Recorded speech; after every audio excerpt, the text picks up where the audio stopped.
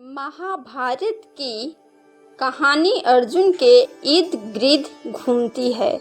महाभारत पांडवों और महारानी कुंती के तीसरे पुत्र अर्जुन ने कुल 4 शादियां की। द्रौपदी के अलावा चित्रांगदा, सुभद्रा और उलूपी से भी विवाह किया।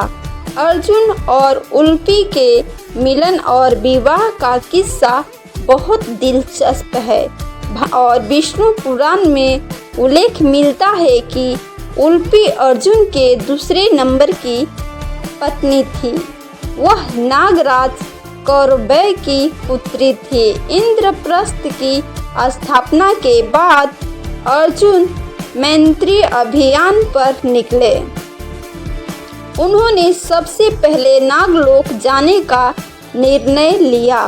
वहां पहली बार उनकी उलूपी से मुलाकात हुई। उलूपी का आधा शरीर नाग का और आधा इंसान का था। वह अर्जुन को देखते ही मंत्रमुग्ध हो गई, उन्हें पाताल लोक ले गई और विवाह का प्रस्ताव रखा। अर्जुन ने उलूपी का अनुरोध स्वीकार कर लिया। दोनों करीब 1 वर्ष तक साथ रहे। भीष्म पर्व के 9वें अध्याय में संजय धृतराष्ट्र को उलूपी का परिचय देते हैं, बताते हैं कि किस तरीके से गरुड़ ने नागराज की पुत्री उलूपी के मनोनीत पति का वध कर दिया।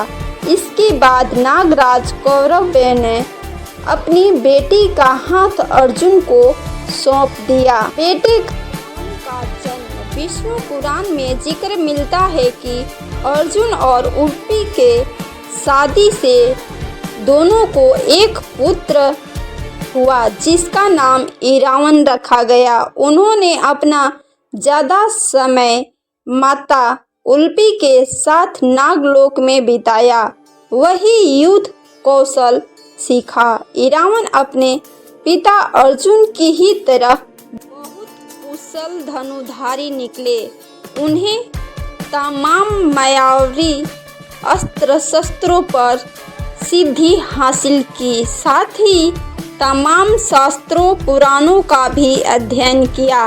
इरावन ने क्यों दी अपनी बलि? महाभारत की लड़ाई से ठीक पहले पांडवों ने अपने विजय के लिए खास अनुष्ठान आयोजित किया।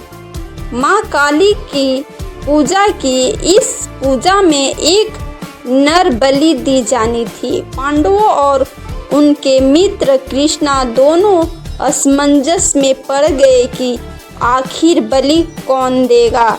इसके बाद अर्जुन के पुत्र इरावन खुद को आगे लाए और अपनी बलि देने को तैयार हो गए, पर उन्होंने एक शर्त रखी कि बलि से पहले उनकी एक इच्छा है विवाह करने की। की शर्त सुनकर पांडव और कृष्णा दोनों सोच में डूब गए। आखिर कौन राजकुमारी एक दिन के लिए इरावन से विवाह करेगी, अगले दिन विधवा होना चाहेगी?